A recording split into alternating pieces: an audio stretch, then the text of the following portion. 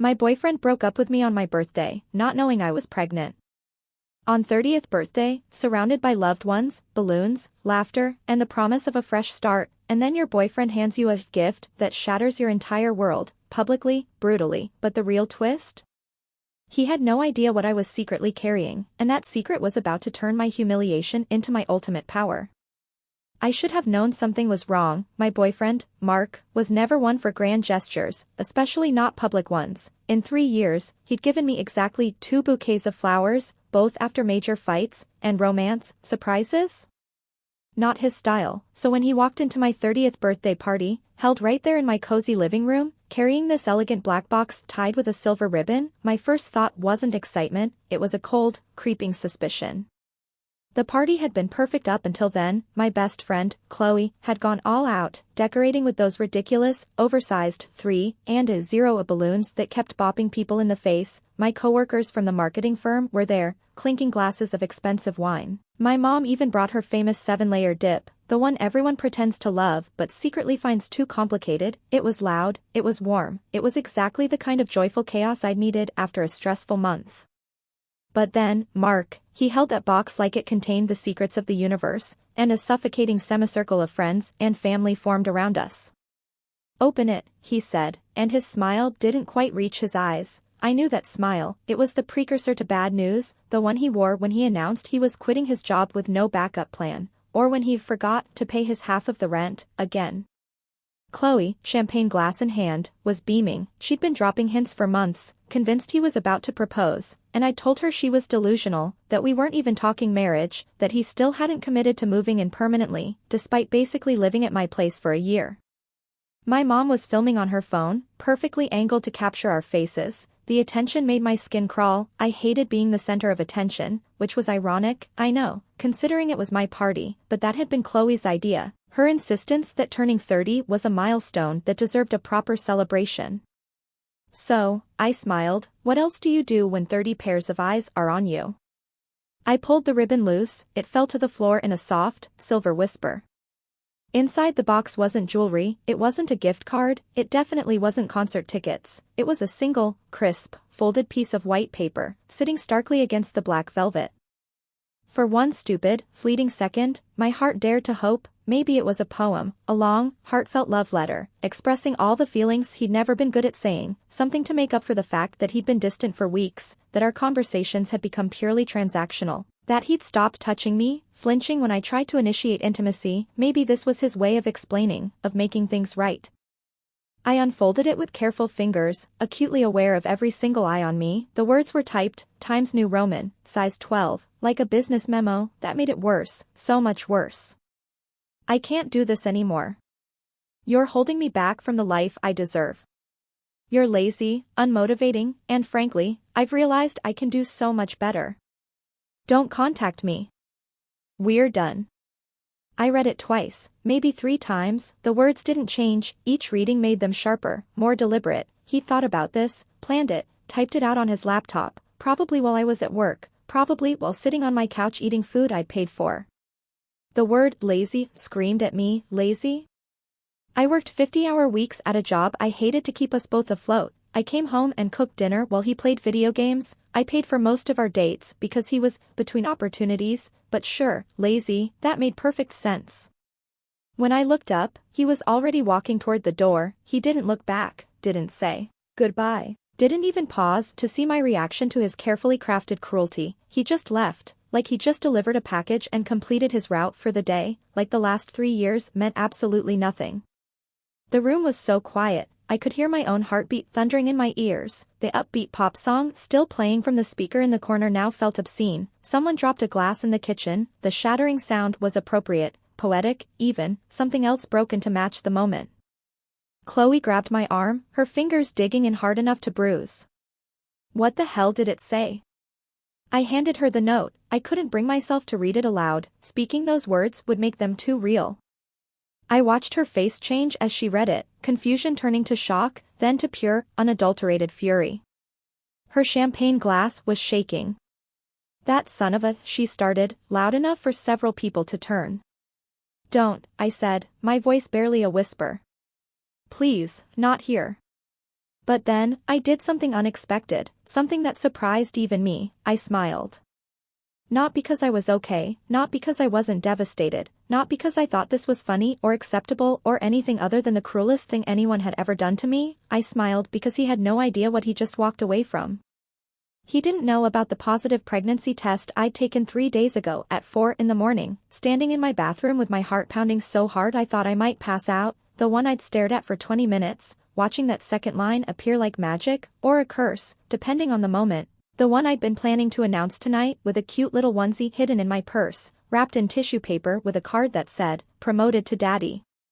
He didn't know that I'd found his credit card statements 2 weeks earlier when I was looking for insurance paperwork in his gym bag, pages and pages of charges at hotels I'd never been to, restaurants and neighborhoods we'd never visited together, always on the nights he claimed to be working late or having drinks with his buddies, the Riverside Inn, Marco's Steakhouse. The boutique hotel downtown with the rooftop bar. I'd memorized every date, every amount, $412 at a jewelry store? I never received anything from a jewelry store. He didn't know about the text messages I'd seen on his phone when he was in the shower last Tuesday, messages with her name, the friend from his gym who I'd met exactly once and immediately disliked, messages that used pet names I'd thought were reserved for me, messages planning meetups, making excuses to tell me, laughing about how I suspected nothing. I'd screenshot everything with shaking hands, sent them to myself, then deleted the evidence of my snooping. I'd been gathering proof like I was building a legal case, which, in retrospect, I probably was. He thought he was in control, he thought he'd orchestrated this perfect ending where he got to be the bad guy, where he got to walk away without consequences, where he got to humiliate me one last time just to prove he could. He thought he'd won. "I'm fine," I told Chloe, even though I absolutely was not fine. My hands were numb, my face felt hot, there was a ringing in my ears that wouldn't stop. My mom pushed through the crowd of frozen guests, her phone still in her hand, face pale. She'd stopped recording. "Honey, what happened? Where did he go?" "He's gone," I said simply, and my voice sounded strange, distant, like someone else was speaking through me. "And I need to sit down." Chloe guided me to the couch while my mom started doing damage control. Her voice was overly bright as she suggested people help themselves to more food, but the energy in the room had shattered like that glass in the kitchen. You can't come back from something like that. You can't just restart the party after watching someone get publicly dumped. The party dissolved after that. Guests left in uncomfortable clusters, offering hugs and sympathetic looks that made me want to scream. A few people lingered, not sure what to do. My coworker from accounting stood in the corner looking genuinely distraught, like she was the one who'd been dumped. One of my neighbors, invited purely out of politeness, kept asking if there was anything she could do, and I kept saying, "No, thank you. I'm fine."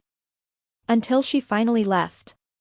Chloe stayed, of course, she always stayed. We'd been friends since college, randomly assigned roommates freshman year, bonding over our shared hatred of our dorm's ancient heating system. She'd been there through bad breakups and worse jobs, through my dad's death 5 years ago, through every crisis and celebration. This was just another item on the list, except this time, I was holding a pregnancy test result in my purse and a breakup note in my hand. She helped me clean up the half-eaten cake and the abandoned drinks while I sat on the couch, still clutching that stupid note. The 7-layer dip was congealing on the counter, the number balloons were slowly deflating, someone had left their jacket on my kitchen chair. "You're being too calm," she said, tying up a trash bag full of paper plates. "It's creeping me out." I looked at her, really looked at her, and said, "I'm pregnant." She dropped the bag, it hit the floor with a muffled thump. For a moment, we just stared at each other. "You're what?" "Pregnant. 6 weeks. Give or take. I found out Monday." She sat down next to me hard, like her legs had given out. "Holy shit." "Yeah." "Does he know?" "No. I was going to tell him tonight." I gestured vaguely at my purse. I had this whole thing planned, the onesie, the card, maybe a cheesy photo of us holding the test. I was so nervous. I've been nauseous for weeks, and I thought it was just stress from work. But then I was late, and my voice cracked. I was going to tell him tonight. "Oh, honey." She pulled me into a hug, and I let myself lean into her for just a moment, just long enough to feel something other than numb. I was scared, I admitted quietly. We hadn't really talked about kids. We hadn't even talked about moving in together officially, but I don't know what I thought. That maybe this would be the thing that made us figure it out. That maybe he'd be happy. That maybe. He's an idiot, Chloe finished. Yeah. I pulled back, wiping at my eyes. But he's also gone. And now I have to figure out what to do. Are you keeping it? The question was gentle, non-judgmental. This was why I loved her. No matter what, she never made me feel like there was only one right answer. Yeah. I hadn't really thought about it until that moment, but saying it out loud made it real, made it a decision rather than a terrifying possibility. Yeah. I am. She was quiet for a long moment, then reached over and took my hand. Okay. Then we figure this out. You think I'm letting you do this alone? Please. I've already been mentally shopping for baby clothes since you told me you were late last week. I didn't tell you I was late. You didn't have to.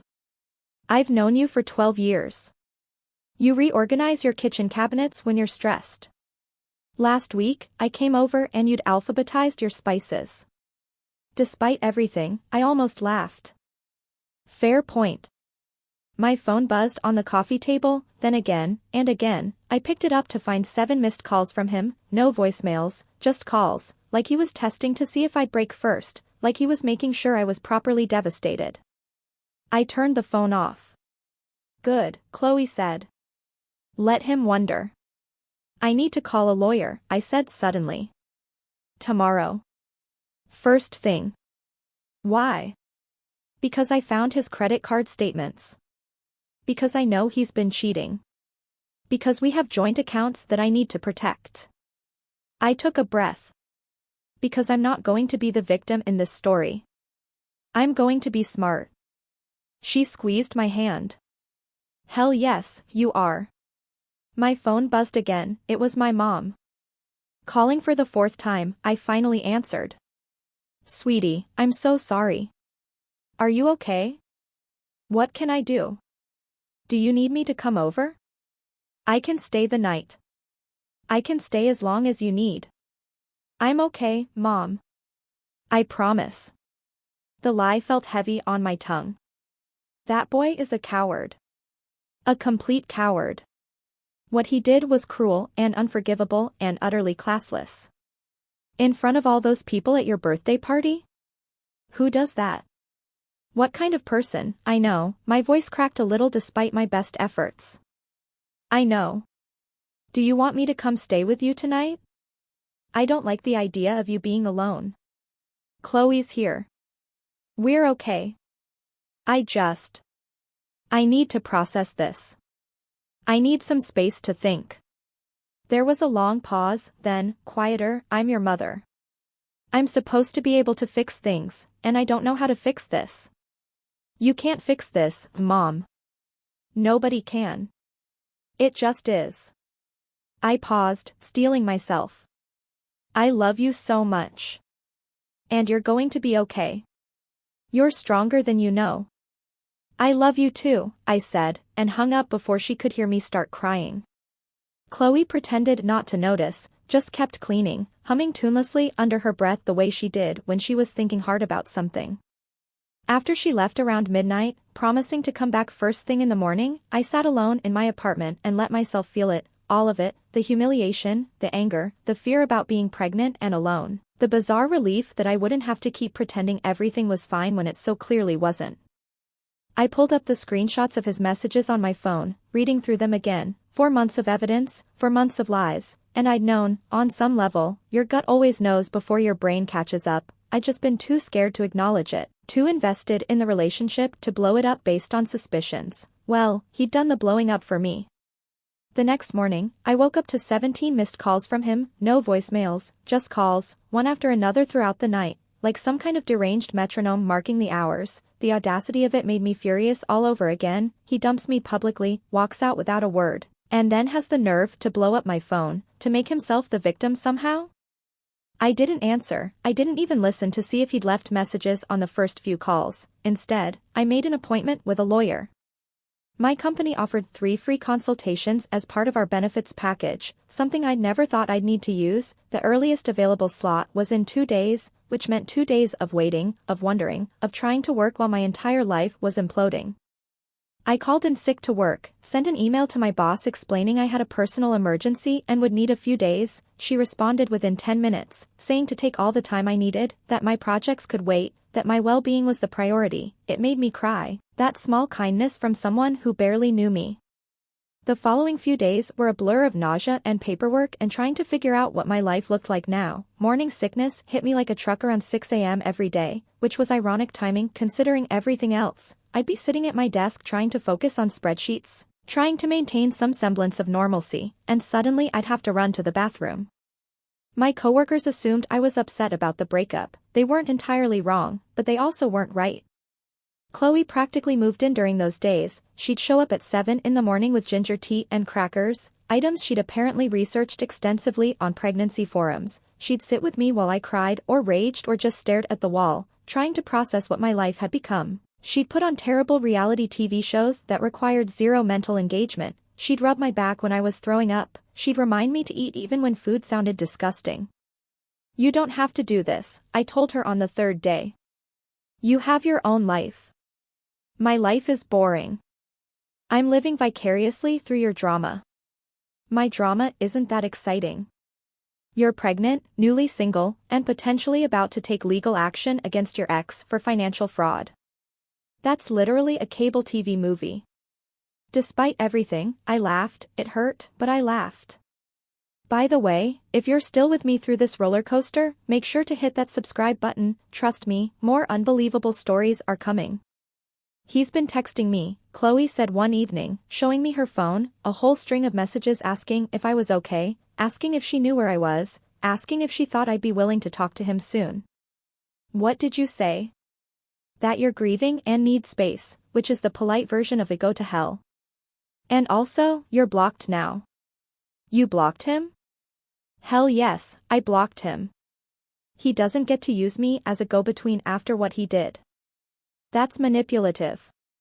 He knows I'll tell you what he says, so he's trying to make himself look concerned and caring through me."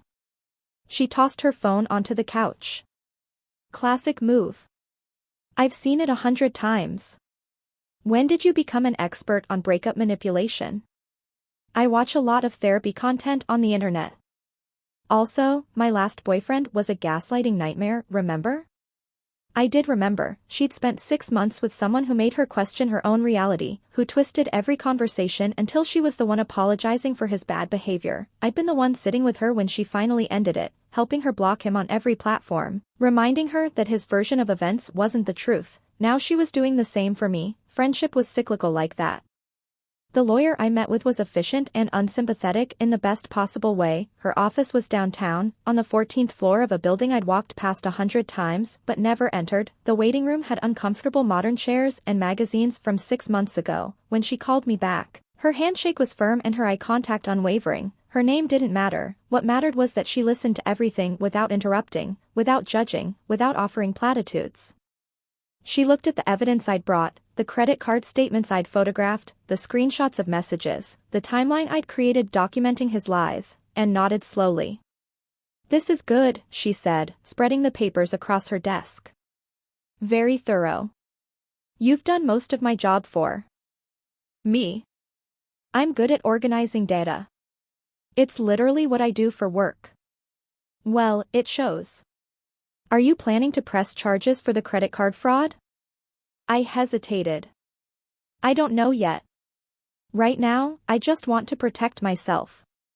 "Smart. Here's what we do first." She pulled out a legal pad and started making notes. "We freeze any joint accounts immediately. Do you have shared credit cards?" "One. We got it 2 years ago for building credit. I barely use it, but he..." I looked at the statements. "He maxed it out 3 months ago." "On what?" "Apparently, on his girlfriend." The words tasted bitter. "Hotels, dinners. There's even a charge at a jewelry store for $412. I never got jewelry." She made a note. That's going to be useful if we need to establish a pattern of deception. What about bank accounts? We have separate accounts, but we were supposed to be splitting expenses 50/50ths. Except I've been covering probably 70% for the past year because he kept having cash flow issues. Do you have documentation of that? I have a spreadsheet. Of course, I have a spreadsheet. The ghost of a smile crossed her face. Of course, you do. Email that to me. What about the pregnancy? 8 weeks. I'm keeping it. And he doesn't know. No. Do you want him to know? That was the question, wasn't it? Did I want him involved? Did I want to give him the chance to step up? Did I want to tie myself to him for the next 18 years through shared custody and child support negotiations? I don't know, I admitted. Part of me wants to do this completely alone, but part of me thinks that's not fair to the baby. Here's the reality, she said, leaning forward. If you tell him, he has rights as a father. Those rights can't be taken away just because he's a terrible partner. He can request custody, visitation, involvement in decisions. He can also be required to pay child support, which is the baby's right, not yours. If you don't tell him, you forfeit child support, but you also maintain complete control. What would you do? I'm not allowed to tell you what to do. But I will say that keeping a pregnancy secret when you have documentation of the father's identity can backfire legally down the road.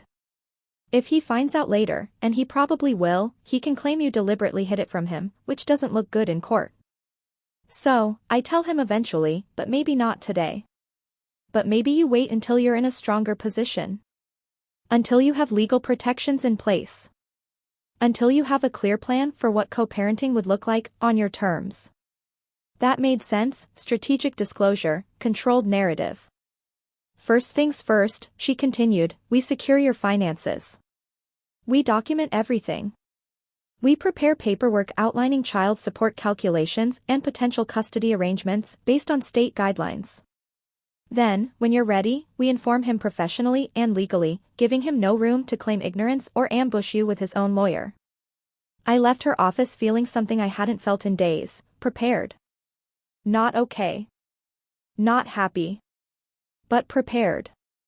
Like I had a plan and a path forward, even if that path was complicated and scary.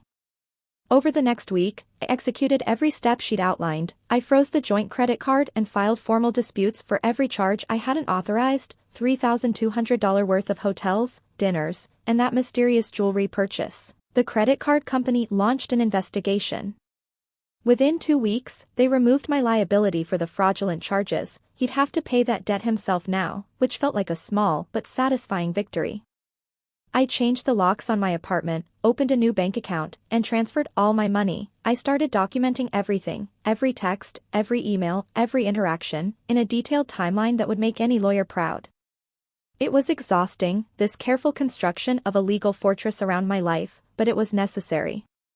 Through a mutual friend who I trusted completely, I confirmed what I had suspected about the other woman. She'd been at my birthday party. She'd left right after he did, barely saying Goodbye. to anyone. They'd been seeing each other for almost 4 months, apparently, started around the same time he began pulling away from me. I heard later, through the same friend, that they'd broken up about 6 weeks after my party, apparently. Being with him when he wasn't cheating on someone else wasn't quite as exciting.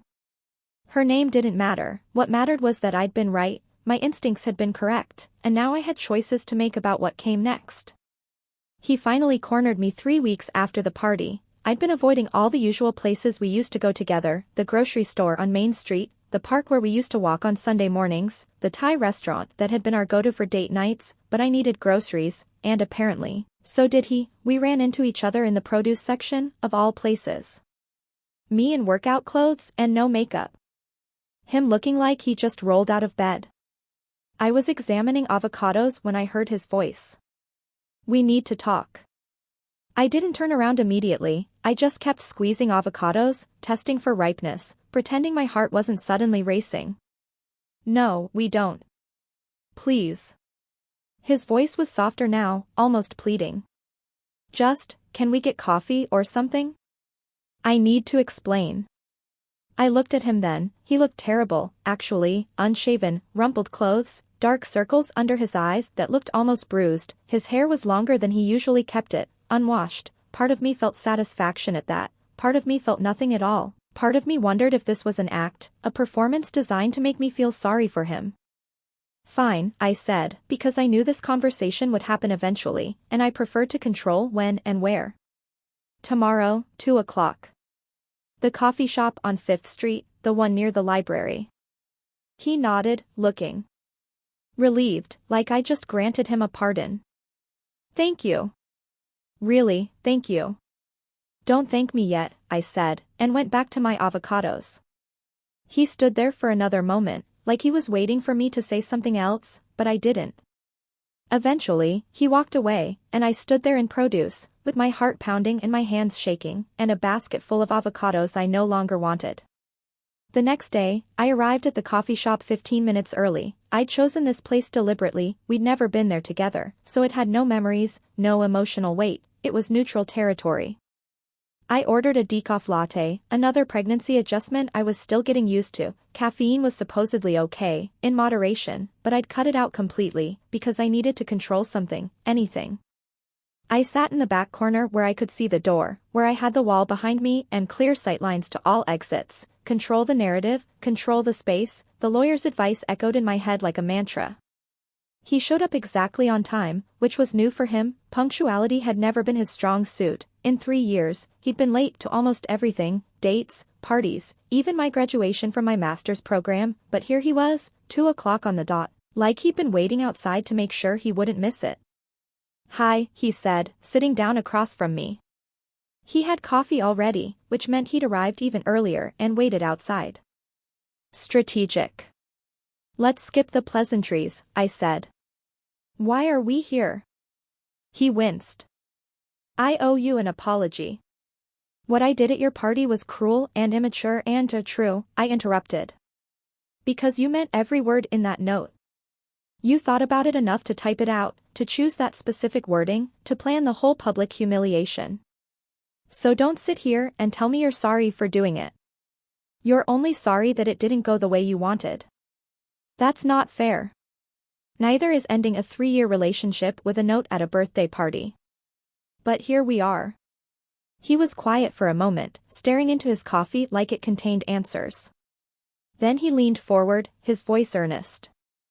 I want to try again. I made a mistake. I was scared and confused, and I reacted badly. But I've had 3 weeks to think about it. And I realize now that I threw away the best thing in my life. It might have worked if I hadn't known about the girlfriend, if I hadn't seen the credit card statements, if I was the person I'd been 4 weeks ago, desperate to believe he could change. And sleeping with someone else, I added, my voice flat. His face went pale, actually, pale, the blood draining visibly. How did you, please? I've known for weeks. The hotel charges at the Riverside Inn on September 14th, September 28th, October 3rd. The restaurants, Marco's Steakhouse, that Italian place downtown, the sushi restaurant in the business district, the late nights that got later and later. I'm not stupid. It wasn't serious. It was just, I don't care, I said, and I meant it. The truth of that surprised even me. A month ago, this revelation would have destroyed me. Now, it just felt like confirmation. I genuinely don't care about your excuses or your reasons or how you justify it to yourself. What I care about is making sure we never have to do this again, which means we need to talk about logistics. Logistics, he said it like it was a foreign word. I pulled out a folder from my bag, the lawyer had prepared it for me, everything printed on official letterhead. Property division. The lease is in my name, so you'll need to arrange to pick up your things. I'm available next Saturday between 10 a.m. and noon. My friend will be there as a witness. He stared at the folder like it might bite him. This is really it. You're not even going to hear me out? You already said everything at my party, remember? In front of 40 people. So, no, I'm not interested in hearing more. What about the money? He said suddenly. The apartment, the bills, everything. You can't afford all that on your own. And there it was, the real reason for this meeting, not remorse, not love, money. Actually, I said calmly. I've been paying most of it already. I went through our expenses. For the last year, I've covered about 70% of our costs while you've been, what? Where has your money been going? He didn't answer. Right. So, I'll be fine. Better than fine, actually, without supporting two people on one salary. I slid a second set of papers across the table. This is from my lawyer. It outlines child support calculations and custody arrangements. He frowned. Child support? We don't have, then he stopped, his eyes widened. You're pregnant. Congratulations. You figured it out. How long have you known? Long enough. Is it mine? I stood up so fast my chair scraped against the floor. We're done here. Read the papers. Sign them. Your stuff better be out of my apartment by the end of the month, or I'm donating it. I walked out before he could respond, my hands shaking so badly I could barely get my keys out of my purse, but I'd done it, I'd faced him, and I hadn't broken. That night, Chloe came over with ice cream, which I couldn't eat because dairy was making me sick, and sat with me while I cried, not because I missed him, not because I wanted him back, but because grieving what I thought we had was necessary before I could move forward. You were so strong today, she said. I didn't feel strong. That's what makes it count. The threatening text messages started 2 days later, nothing overtly dangerous, just enough to let me know he was angry, threats about paternity tests, threats about lawyers, implications that I'd somehow entrapped to him. I forwarded every single one to my lawyer and then blocked his number. He came to get his things on a Saturday morning 2 weeks later. I had Chloe there as promised, and we watched in silence as he packed his clothes, his gaming console, his books. It took him 45 minutes. He didn't say a word, neither did I. When he left, he took my spare key off his key ring and set it on the counter without looking at me. A week after that, my lawyer informed me he'd signed the custody and child support paperwork without contesting anything, no lawyer of his own, no fight, just his signature and a notarized acknowledgement of paternity. Part of me was relieved, part of me wondered why he'd given up so easily. 3 months later, my belly was starting to show, not obviously, I could still hide it under loose sweaters and empire waist dresses, but enough that I'd stopped wearing jeans and started preparing the spare room in my apartment as a nursery. The room had been storage before, filled with boxes I kept meaning to go through, and old furniture I didn't have the heart to throw away. Now, it was slowly transforming into something new. I'd taken on extra freelance work to pad my savings account, knowing that maternity leave would be unpaid. My company offered 6 weeks, but it was disability leave, not paid time off. I was working 50 hours a week at my regular job, plus another 10 to 15 on freelance projects. Data analysis for a consulting firm, spreadsheet organization for a startup, anything that paid and that I could do remotely. My eyes hurt from staring at screens, my back ached constantly, but I needed every dollar. My mom had started buying baby clothes every time she went shopping, arriving at my door with tiny onesies and impossibly small socks and blankets soft enough to make me cry. She'd call before coming over now, giving me warning, respecting the boundaries I'd had to set when she'd started showing up unannounced with casseroles and unsolicited parenting advice. Life was moving forward with or without him. I was building something real, something stable, something that would exist whether he was part of it or not. Then I got the news that complicated everything. My blood pressure was elevated again, 142/94, high enough that my doctor wanted me on modified bed rest immediately. No more freelance work, no more long days at the office. I needed to reduce stress and activity and basically become a person who didn't have bills to pay or a life to maintain. This is precautionary, she said, but her face was serious. Preeclampsia is dangerous. We need to take it seriously. I can't afford bed rest, I said. I need to work. You need to not have a stroke. You need to not put your baby at risk. We'll figure out the work thing. But right now, your health is the priority. Modified bed rest meant I couldn't afford my rent without the freelance income. It meant I had to accept my mom's offer to come stay with me temporarily to help with cooking and cleaning and the daily tasks I wasn't supposed to be doing. It meant my carefully constructed independence was crumbling. The walls I'd built around my new life were coming down brick by brick. My mom arrived 2 days later with 2 suitcases and a determination to fix everything, which mostly meant reorganizing my kitchen according to some system only she understood and offering unsolicited advice about what I should be eating. "You need more protein," she said on the first day, examining my refrigerator with the intensity of a health inspector. "And more vegetables." "Why do you have so much pasta?" "Because pasta is cheap and filling," I countered. "But yes, more protein would be great if you're buying." "I need more money," I wanted to say, but didn't. "But protein is good, too, I guess," is what came out instead. She looked at me seriously, closing the refrigerator door. "We'll figure this out. You're not alone." But I felt alone, even with her there, sleeping in my living room on the air mattress, making me breakfast and monitoring my blood pressure 3 times a day, even with Chloe checking in daily, texting me memes and baby name suggestions and reminders that I was strong. I felt like I was drowning in circumstances I couldn't control, like the universe had decided that surviving the public humiliation wasn't enough, that I needed to be tested further. And then he found out. I don't know who told him, maybe a mutual friend who thought he deserved to know, maybe he'd been stalking my social media more carefully than I realized, noticing my recent absence, the photos my mom had posted of the nursery in progress. Maybe the universe just decided that my life wasn't complicated enough yet. But he found out about the pregnancy, and suddenly my phone was exploding with messages. They came through email since I'd blocked his number, dozens of them over the course of 12 hours, demanding to know why I'd hidden it from him, demanding involvement, rights, explanations, demanding paternity tests, demanding. Like he had any right to demand anything after what he'd done. "Why didn't you tell me? How could you keep this from me?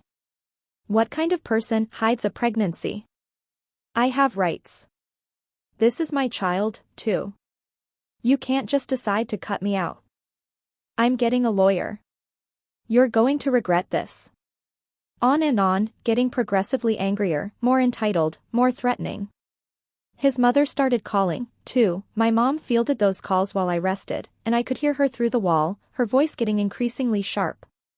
"She doesn't owe you or your son anything. He ended the relationship publicly and cruelly.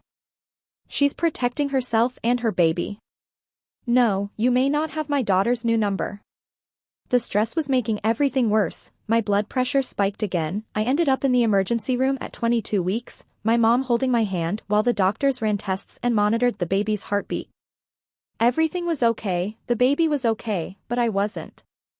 "You need to reduce stress," the doctor said, like it was simple. "I'm trying," I said, and started crying right there in the examination room. My mom stepped outside to take a call, and when she came back in, her face was furious. "He's here," she said. "In the waiting room." "How did he?" I'd posted a photo on social media earlier, just the hospital bracelet, nothing identifying, but apparently that was enough for him to figure it out and show up. I closed my eyes. "I don't want to see him." "You don't have to. I'll tell security." "No." I took a breath. "Let him come in. Just for a minute. We need to settle this." He appeared in the doorway looking genuinely scared, which almost made me feel sorry for him. Almost. "Are you okay?" he asked. "Is the baby okay?" "We're fine." "What are you doing here?" "I needed to see you." "You won't answer my messages." "You blocked my number because you sent me a breakup note at my birthday party," I said tiredly. "Did you forget that part?" I know I screwed up, but this is my baby, too." "Is it?" I looked at him. "Because you seemed pretty convinced it wasn't when I told you." He had the grace to look ashamed. I was angry. "I didn't mean, you meant it. You always mean it in the moment. That's the problem."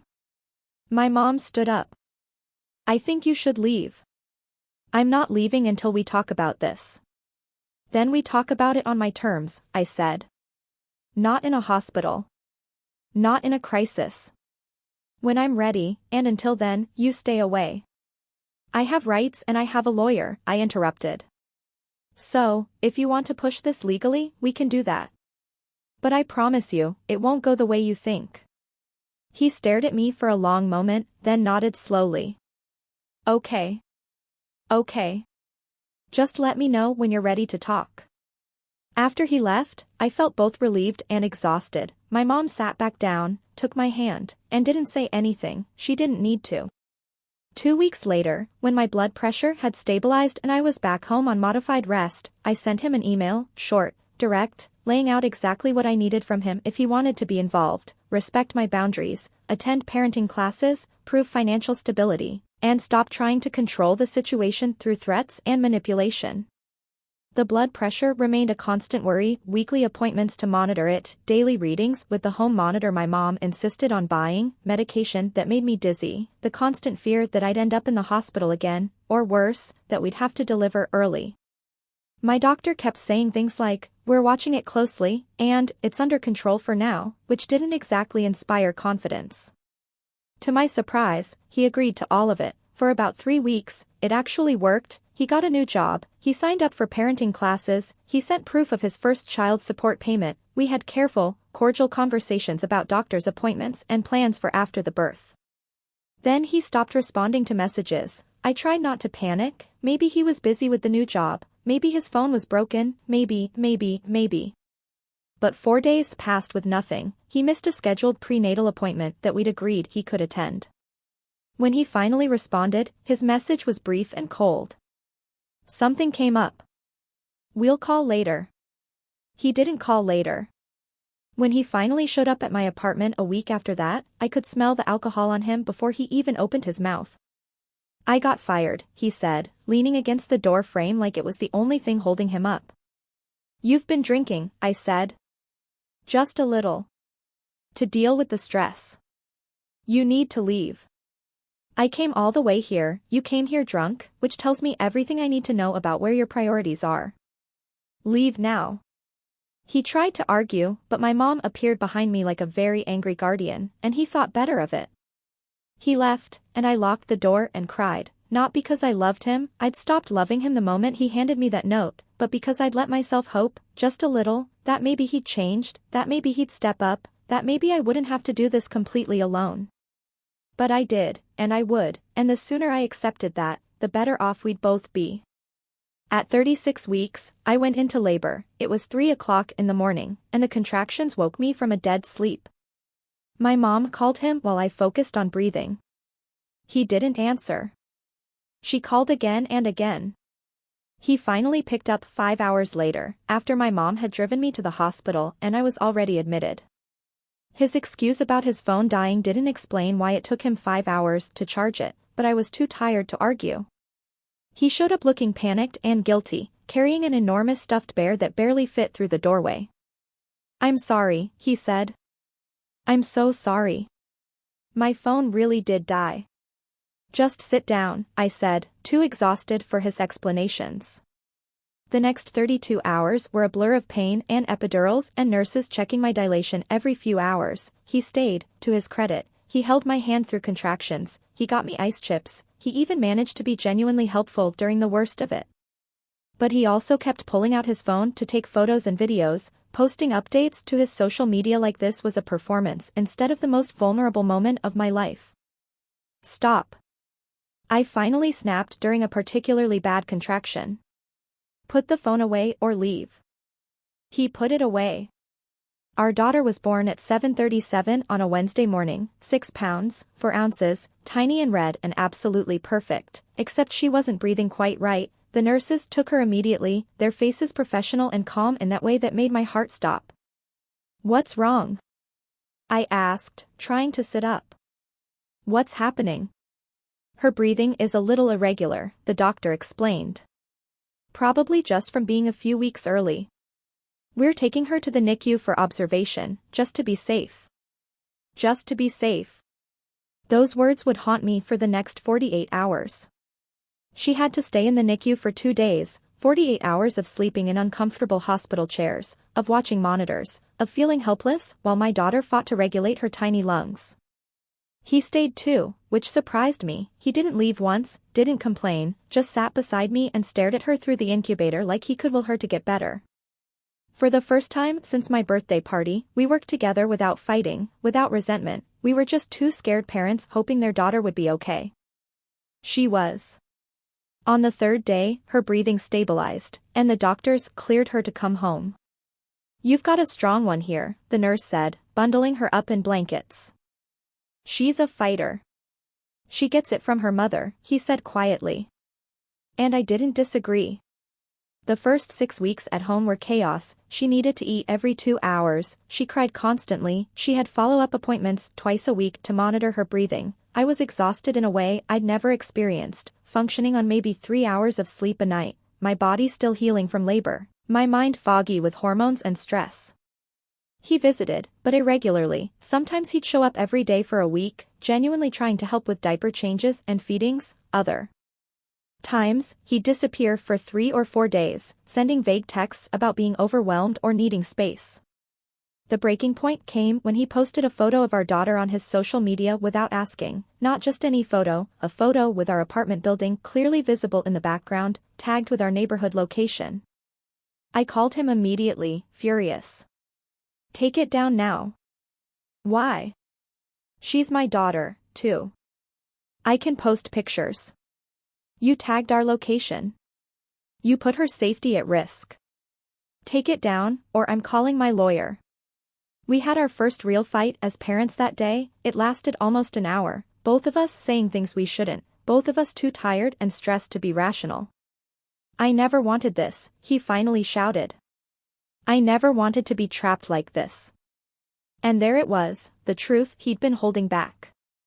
"Then don't be trapped," I said quietly. "You can leave. Sign away your rights. Walk away. I won't stop you." "That's not what I meant." "Yes, it is. And that's fine. But you need to decide. Either you're in this. Really in this, or you're not. No more half measures. No more disappearing when it gets hard. Decide." He left without answering. For 10 days, I heard nothing, no texts, no calls, no visits. I mourned the co-parenting relationship I'd hoped we could build, accepted the reality of what single motherhood would actually look like, and adjusted my expectations accordingly. When he finally reached out, his message was simple. "I want to be involved, but I need you to understand I'm not ready for full-time parenting."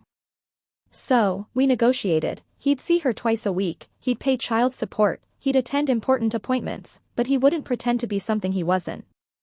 It wasn't what I'd wanted. But it was realistic. And sometimes realistic was better than perfect. 3 months after our daughter was born, I'd settled into something resembling a routine. I was back at work, doing mostly remote hours while my mom helped with childcare. She'd basically moved in, taking over the spare room that I'd briefly considered making into a home office. During my work hours, she was on full baby duty, feeding, changing, napping, all of it. I'd take breaks to nurse, to hold my daughter during conference calls with my camera off, to remind myself why I was doing all of this. The apartment was reorganized around baby supplies and sleep schedules. I'd even managed to fix the bathroom leak that had been driving me crazy for months, thanks to a loan from my mom that I was determined to pay back. He was visiting regularly now, settling into his role as a weekend dad, not perfect, but present. He'd take her for a few hours on Saturdays, send me photos of them at the park, and return her fed and changed. His child support payments were inconsistent. But they came. He was trying in his limited way, and I'd learned to accept that. Life wasn't what I'd planned. It wasn't the family structure I'd imagined when I first saw that positive pregnancy test. But it was real, and it was mine, and I'd built it from absolutely nothing. There was a delivery driver who'd started leaving encouraging notes with my packages, little things like, "You're doing great," and "Hope you're having a good day." I'd noticed him lingering a little longer when he dropped things off, smiling when he saw me with the baby. One day, he asked if I wanted to get coffee. I almost said yes. He was kind, clearly interested, and God knows I could use some adult conversation that didn't revolve around diapers or court orders. But I wasn't ready, not emotionally, not practically, so I thanked him for the invitation, explained that I was dealing with a lot right now, and declined as gently as I could. He took it well, said he understood, and still left encouraging notes on my packages, small kindnesses that reminded me that good people existed. My 31st birthday came 10 months after everything fell apart. almost a year, but not quite. I didn't want a party, didn't want a crowd, I just invited Chloe, my mom, and 2 other close friends over for dinner. We ordered pizza, drank wine, I could finally have wine again, which felt like a luxury. We watched my daughter sleep in her bassinet, peaceful and perfect. You did it, Chloe said, raising her glass. You survived. More than survived, my mom added, her eyes shining. You built a whole life. I looked around my apartment, at the friends who'd stayed, at the daughter who'd given me purpose, at the space I'd created for myself through sheer stubbornness and determination. That note from my birthday party was still in a box somewhere. I'd kept it, not because I wanted to remember the pain, but because I needed to remember what I'd overcome. Sometimes, you need evidence of your own strength. Yeah, I said, clinking my glass against theirs. I guess I did. My daughter made a small sound in her sleep, and I got up to check on her, brushing my hand over her tiny head. She had his eyes, but my nose. She had her own personality emerging daily, fierce and stubborn, and absolutely unwilling to sleep through the night. She was the best thing that had ever happened to me, even if the circumstances of her existence were complicated and messy and far from ideal. Outside, the city was alive with people living their Friday night. Inside, I was exactly where I needed to be. The humiliation from 10 months ago felt distant now, not forgotten. I don't think you ever really forget something like that, but transformed. It had been the catalyst for everything that came after, the push I needed to take control of my own life, to stop waiting for someone else to give me permission to be strong. I'd learned to trust my instincts again, to believe in my own worth, to build a life that didn't depend on someone else's approval or presence. Was it the life I'd planned? No. Was it messy and complicated and sometimes overwhelmingly hard? Absolutely. But it was mine. Every difficult decision, every sleepless night, every moment of doubt and triumph, all of it was mine. And that, I was learning, was enough. Chloe was still on the couch, scrolling through her phone and laughing at something. My mom was in the kitchen, probably reorganizing my cabinets again because she couldn't help herself. My other friends were debating what movie to put on. These were the people who'd stayed, who'd shown up when things got hard, who'd proven that family was more than blood, that love was more about consistency than grand gestures. I sat back down, my daughter now awake and looking at me with those serious eyes that always made me wonder what she was thinking. Happy birthday to me, I whispered to her. We made it. She grabbed my finger with her impossibly tiny hand. And I felt something settle in my chest. Peace, maybe. Or just acceptance. The understanding that life rarely goes according to plan. But sometimes, the detours lead you exactly where you need to be. 1 year ago, I'd stood in the middle of a party, holding a cruel note, surrounded by pitying faces, feeling like my life was ending. Now I sat in my own apartment, holding my daughter, surrounded by people who actually loved me, feeling like my life was finally beginning. The note was still in that box. Probably always would be. But it didn't have power over me anymore. It was just paper. Just words from someone who didn't know what he was walking away from. His loss. My gain. And someday, when my daughter was old enough to understand, I'd tell her the story. Not as a tragedy, but as a testament to resilience, to the fact that the worst moments of your life can become the foundation for your strongest self. For now, though, I just held her close and let myself enjoy this moment, this birthday, this life I'd fought so hard to build. It wasn't perfect, but it was real, and it was mine. So, tell me, after hearing all of this, what would you have done in my place?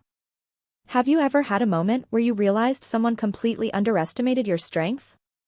Let me know in the comments below, I really want to hear your thoughts.